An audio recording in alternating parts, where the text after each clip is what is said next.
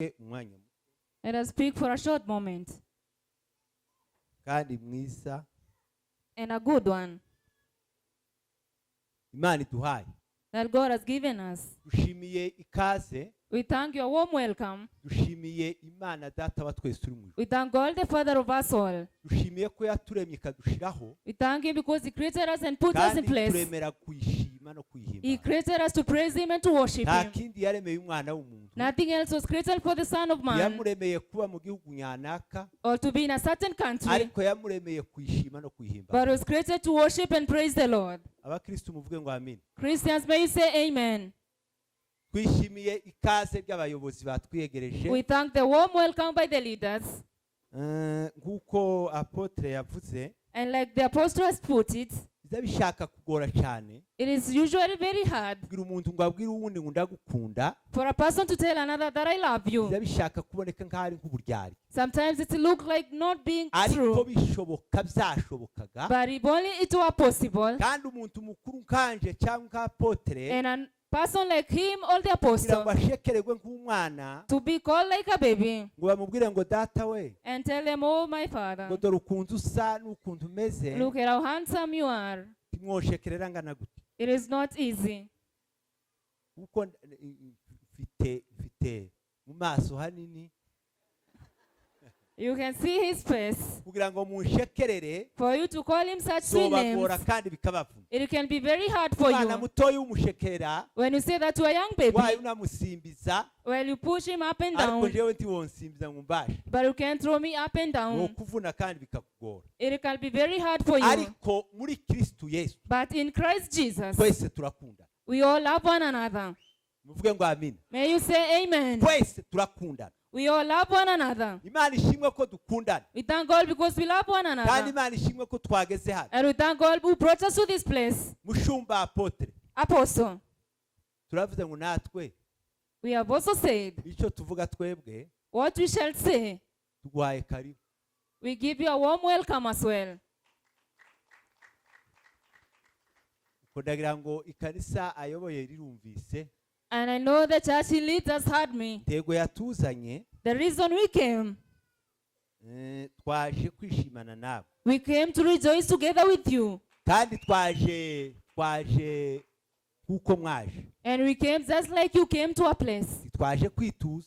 We never came for Kuko anything. namwe mwaje. Because the way you came, Mwaje kugira ngo tunezeranwe twese. you came so that we can rejoice Kandi together. burya twanezerewe. And that time we were happy together. Imana hari icyo yavuze. There's something that God said. Kandi n'ubu ngubu dukomeje kugihagararaho. And even today we start farming that Kandi prophecy. turishimye. And we are rejoicing. Kandi turanezerewe. And we are delighted. Rero Therefore, intego yatuzanye the aim of us coming kubabwira ngo is to tell you that, Bwana sifiwe, hallelujah, ni ukuvuga ngo it is to say this.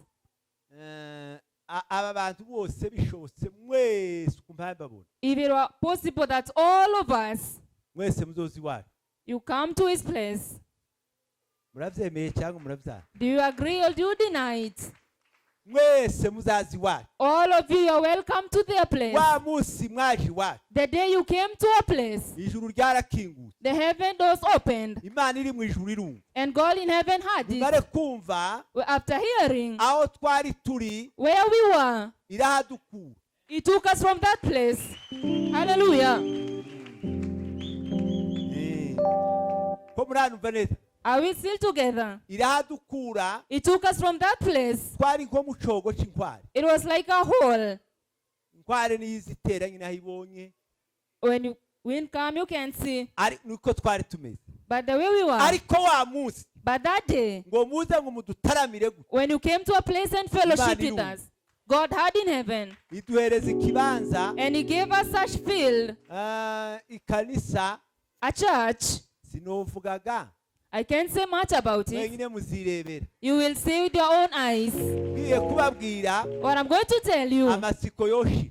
your curiosity will be Ariko over. ndavuze ngo But I've said that intego yatuzanye apotre. the reason we came, apostle, Niyingana na kane. last Sunday on Thursday, Naniyingana na kane. Thursday and Sunday again, Muzama muza mwese niyonga. all of you come to a place. Turavuze ngo murakaze mwese. You are very much Iyo welcome. ntego yatuzanye. That is the reason we Muzoje came. muje kureba kijya twasenga. Come and see like we prayed.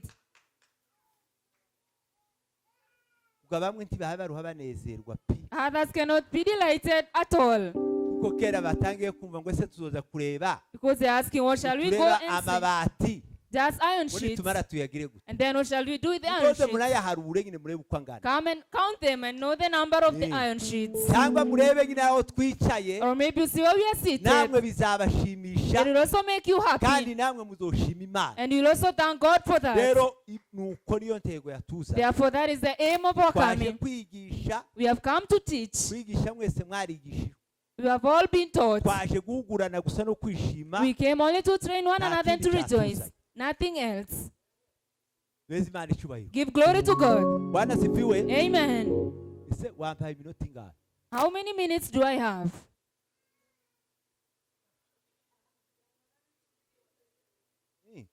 nama nguma mvuge gusa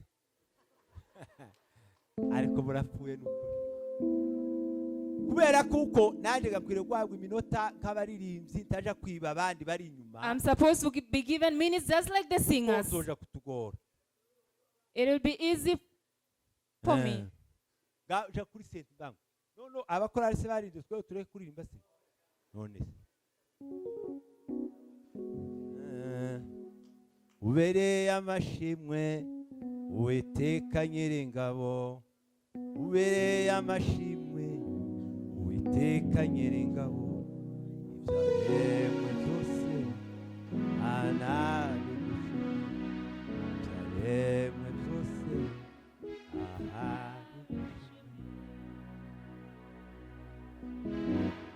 uwiteka nyir'ingabo ubereye amashimwe uwiteka nyir'ingabo ibyaremwe byose mana bigushimwe ibyaremwe byose mana bigushimwe ubereye amashimwe uwiteka nyir'ingabo ubereye amashimwe uwiteka nyir'ingabo ibyaremwe byose mana bigushimwe ibyaremwe byose mana bigushimwe ubereye amashimwe uwiteka nyir'ingabo ubereye amashimwe uwiteka nyir'ingabo ibyaremwe byose mana bigushimwe ibyaremwe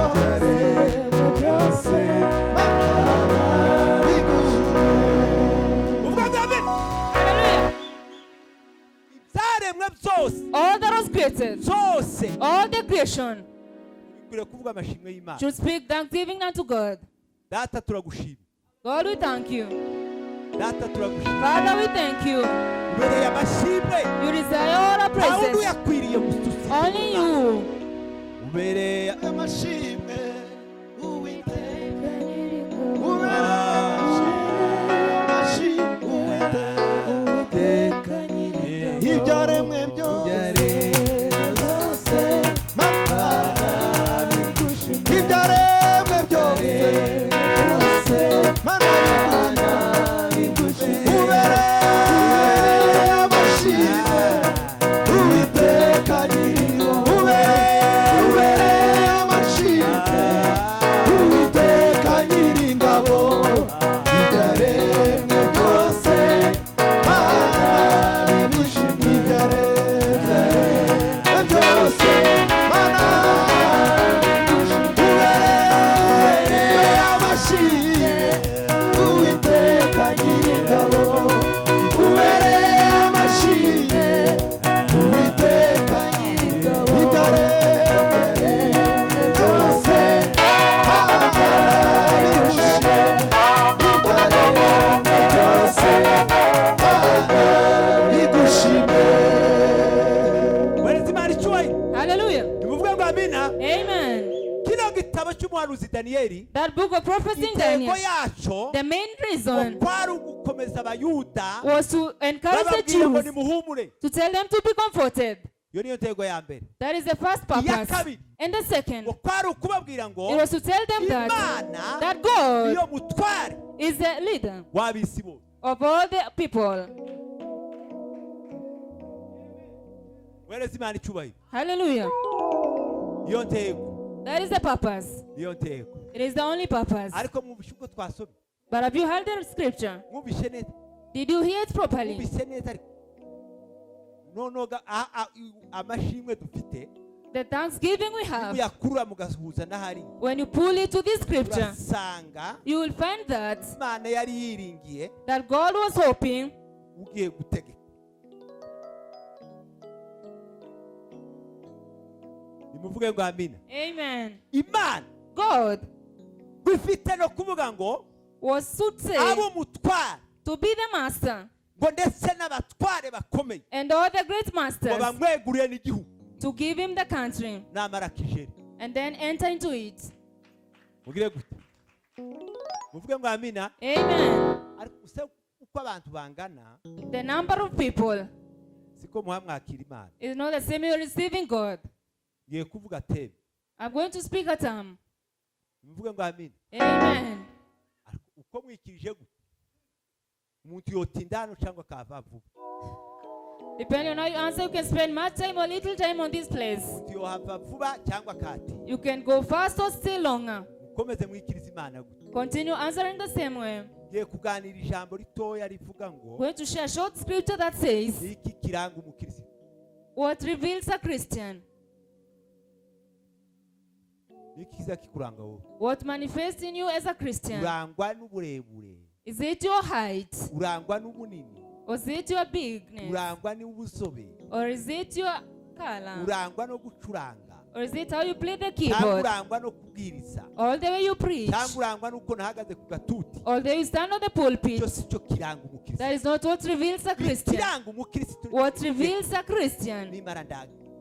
And then I'll sit Baza down. baririmbyi nabo baje kuririmba. Then the singers will come and Ijambo continue. rya mbere. The first word, Keraga nagiye. we have started. Ijambo rya mbere riranga umukristo. The first thing that reveals a true Urebye Christian. urwandiko rwa mbere rwa Petero. The first letter of Igice Peter, cya mbere no ku murongo wa 6. chapter 1 and verse 6. Bibiliya iravuga ngo ikiranga twebwe. The verse is what reveals us as Christians. Kwizera umwami Yesu It is Kristo. to have faith in Jesus Christ our Lord. Nicyo kiranga umukristo. That is what reveals a Christian. Umukristo utarangwa A Christian is not characterized n'amafaranga by money cyangwa kuba muri kapitali. or being the capital city. Umukristo arangwa A Christian is no revealed kwizera umwami Yesu by Kristo. believing Jesus Christ the Nicyo Lord. kituranga. That is what reveals Tukaboneka you. ko turi abakristo. And we know they are Uko Christians twizeye because we believe uko tuzaja mu ijuru. that we shall go to heaven. Wereza Imana icyubahiro. Give glory to God. Muvuge ngo amina. Amen. Icyo Imana izatubaza mu ijuru, What God will ask us in heaven, izatubaza ibintu bibiri. He will ask us two things. Izatubaza ko twizeye We Yesu shall Kristo. account whether we trusted Jesus Itubaze n'ubuzima twahawe and the life we were ko given, twabukoresheje. how we used it. Nta kindi izatubaza. Nothing else we shall account for. Cya kabiri. The second, Cya kabiri cy'Imana ikiranga umukristo. what characterizes a Christian? Ikikuranga What characterizes you as a gusoma Christian ibyanditswe byera. is reading the Holy Ubuhanuzi bwa Scripture. Yeremiya Jeremiah ibice 25 ku murongo w'11. chapter 25 verse 11. Bibiliya iravuga ngo The word says that Abisiraheli bajyanwa mu bunyage when the Israelites were taken ngo captivity, bagiye barasomye they ibyanditswe read the Holy Scriptures bamenya ko bazagira imyaka and they knew they shall have many imyaka years, 70. 70 years. Barabimenya kuko bazayigira They knew that shall have 70 kubera years gusoma ijambo because ry'Imana. of reading the Holy Scriptures. Imyaka 70 ishize When the 70 years were over, barasoma they were reading baritegereza and they waited. baravuga ngo ijambo And they said the riravuga word, ngo nitugira imyaka 70 thou shall have 70 years. tuzotaha We shall go back dusubire mu home, gihugu cyacu. back to our Niba country. udasoma ibyanditswe If you don't read the nta Scriptures, kizakuranga kuri umukristo. nothing will characterize you Iyo as a dusoma Christian. ijambo ry'Imana When we read the Word of niryo God, riza rituranga ko turi abakristo it reveals that we are kandi Christians rikatwereka ko turi abimukira and shows that we are going, kuko tuzaja mu ijuru. that shall go to heaven. Tuvuge ngo amen Say amen. kubera ijambo. Because of the Word.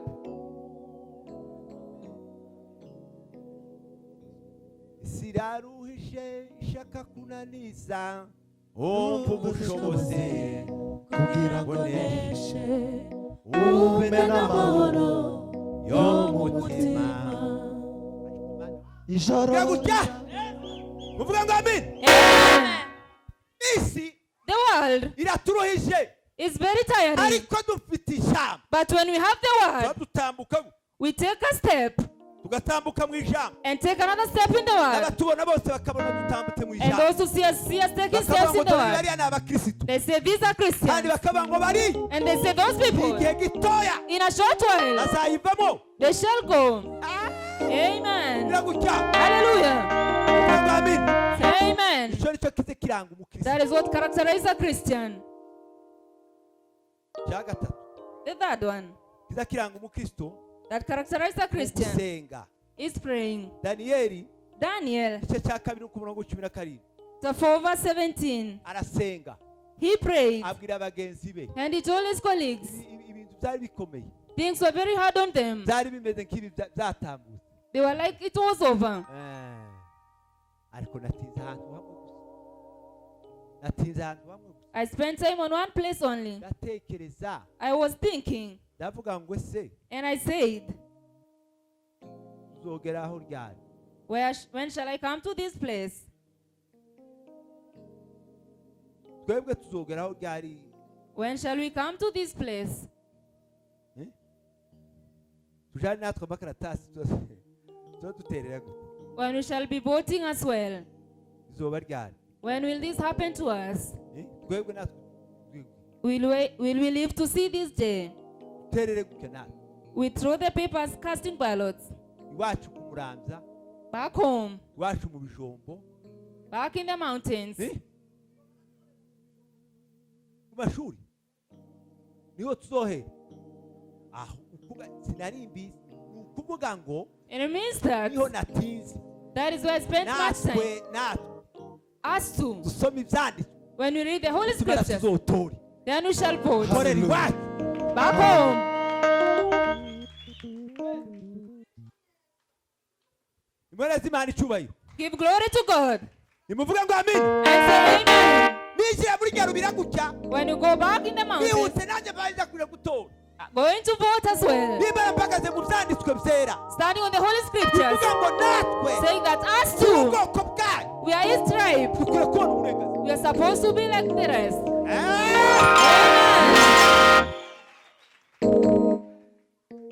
daniyeli arasenga. Daniel prayed. usenga ore joro gusenga Ah. gusenga era abwira bagenzi be And he told his ngo colleagues, tugende twiherere gutya let us go to a lonely place nitumara dusenga and then pray to God. nitumara gusenga And after imana praying, iduhishurire God will reveal to us kugeza mwagiye apote and tell the muragenda apostle. muriherera He went along n'akazungu together with the muravuga ngo pastor, paraga and they prayed and prayed, sema bwana wa majeshi prayed some more, bwana akasema and the Lord spoke. mwaha imana icyubahiro. Give glory to God muvuga ngo amin. and say amen. barasenga bariherera They prayed at a lone place. we kusema kwa lugha tusikie. uyu gani umwe gani Danieli. This is Daniel Meshake and Meshach. aho nandi undi aho undi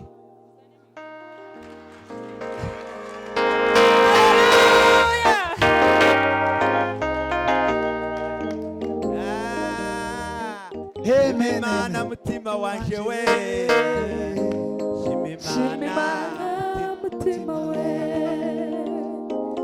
Shimimana mutima wanje we Shimimana mutima we Shimimana mutima wanje we Shimimana mutima we Shimimana mutima wanje Shimimana mutima we Shimimana mutima wanje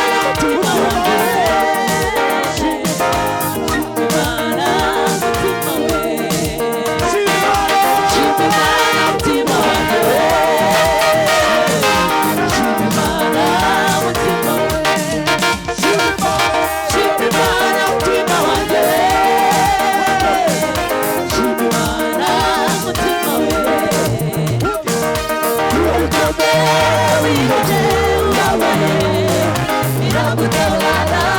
mutima we iragutabara mutima we iragutabara mutima we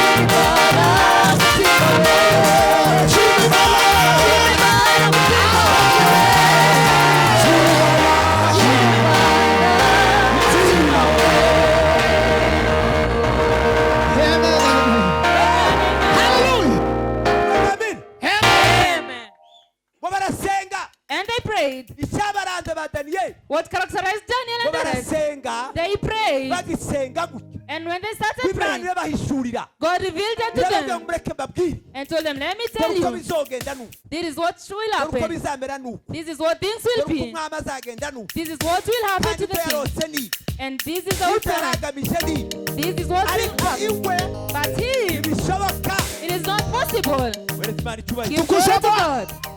kirakiranga abakirisitu What characterizes a Christian? senga It is praying, bamara gusenga and after praying, imana ikababwira God speaks to them. ikababwira ngo bizagenda gutya Tell them this is what will happen. muzikora gutya Then you see, ikavuga ngo muzokora gutya you shall do things this ikavuga way. ngo muzahabwa gutya And this is what will happen kandi to you. muzoceceka gutya This is what you receive. turiya Be muvuge kind. gutya Do this. muvuge ngo amina Amen. barasenga They prayed. kandi iyo umuntu asenga And when a person agira prays, ibintu bitatu they have three things in common. icya mbere The first one, ni ubwenge wisdom. icya kabiri The second, ni ubumenyi knowledge. icya gatatu And the third ni one, ibanga secrets. Ah. Amen. yewe iyo musenga When you pray, muzamugira ubwenge you have wisdom. nta gifu cyose No foolish person can pray. kandi muzoze kuri teoloji igifu kizoja mu In theology, fools will not go to heaven. uruga amate mwakutanze baje kuvuga ngo barize uno igifu kizoja mu kitaro A fool will not go to heaven. kizoja he ujyaga mpira kubaza kwese mu cyatse You will ask, where did this one come from?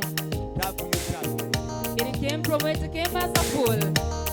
umuntu yasenga When a person agira prays, ubwenge they receive iyo wisdom. umuntu asenga When a person agira prays, ubumenyi they have the iyo knowledge. umuntu asenga When a person prays, agira ibanga they have a secret. ariko mwana yabaga You are a real man.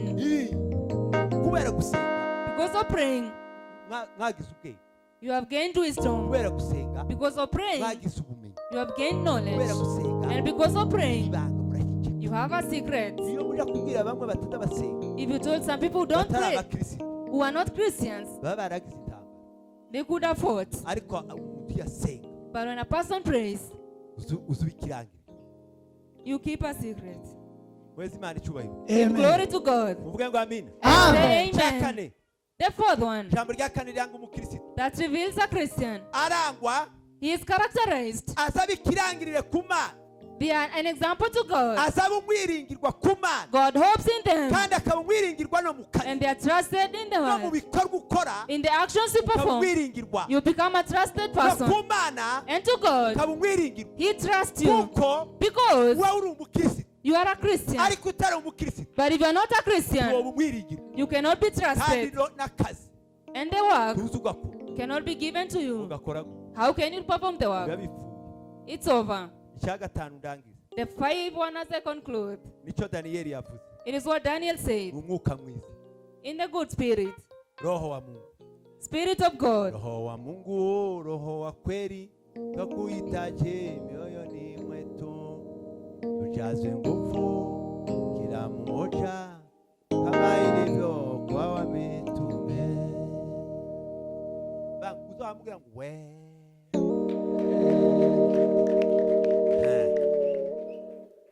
ariko ye nimuvuga ngo amina abakristo. Amen. Ikiza kiranga umukristo What characterizes a Christian kugira umwuka mwiza is having a good spirit tugahumurira abandi. and to smell to others. Yaranditse ngo Paul wrote and turi said impumuro that we nziza. are good fragrance. Ni gute wowe umukristo How can you be a Christian wamara tuduhumurira abandi and neza then you are not a sweet aroma? ariko wadubacaho When you pass through the people, ugasa n'igihumbi. you smell badly.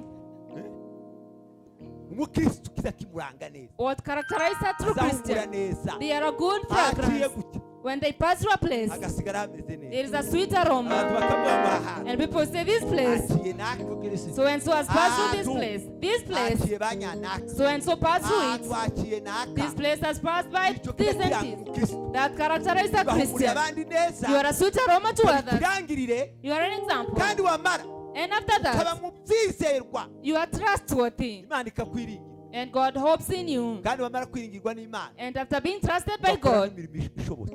He gives you His work.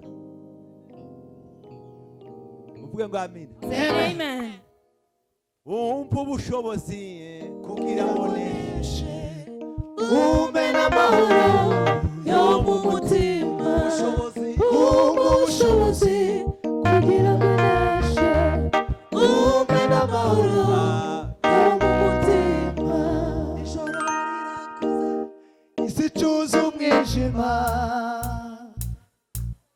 ibirenge ubaye mwinshi gato burarengewe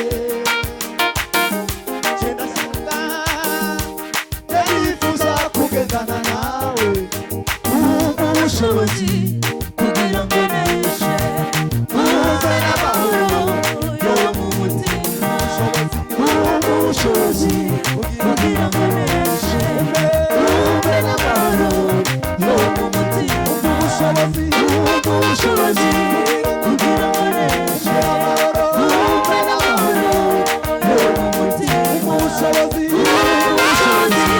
kugira ngo neshe umpe n'amahoro yo mu mutima ubushobozi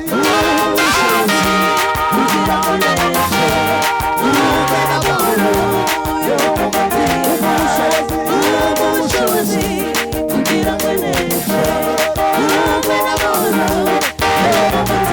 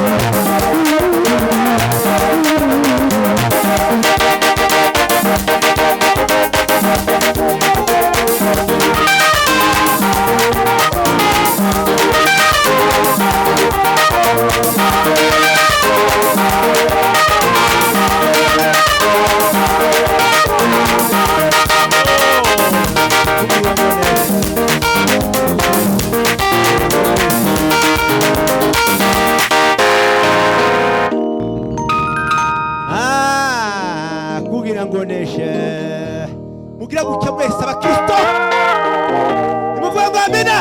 Amen. Mube kumwifata, Hold yourself. mube kumwifata aho mwicaye. Contain yourself wherever you're seated. Ubushobozi kugira ngo neshe. Give me the power to conquer. Nta wundi turatubwira ngo aduheze ubushobozi No one gives us the ability to conquer usibye Yesu Kristo. but Jesus alone. Kandi Amen. niwe uzunezeza imitima yacu. Is the only one who pleases our hearts. Wumve n'amahoro yo mu mutima. Give me the peace in my heart. Utatekanye neza You are at peace kuko always ataragutibukamo. because he has not come Iyo to you. agutibutsemo When he comes into you, aho uciye hose baza bakubona, wherever you pass through, they see aho you. uciye hose baza bakumva, They notice you and aho hear uciye you. hose Wherever you pass through, uzasiga inkuru.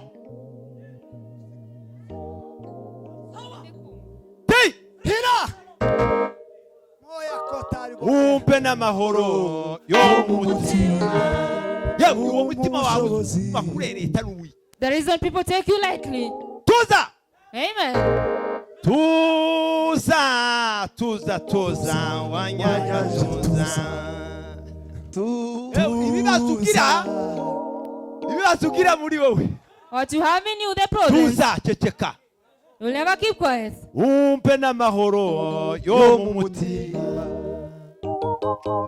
Ariko Imana, uretse Imana icyubahiro. Give glory to God. Amen. Nta kindi kiza kituranga. Nothing else comes to us Ni ugusenga, but praying ni ukwizera, and ni believing ukwiringirwa. and being trusted Nta by kindi God. kiza kituranga.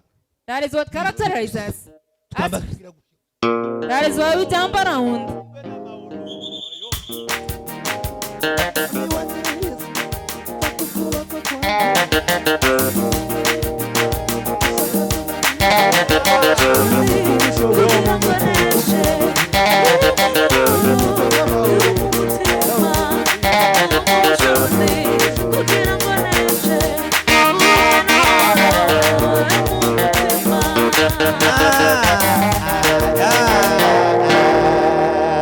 Weretse Imana icyubahiro.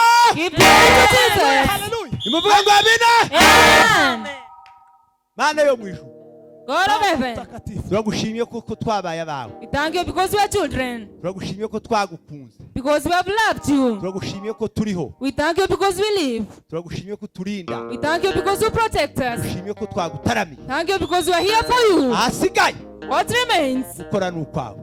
You do your Imana work. ibahereze umugisha. God bless you. Amen.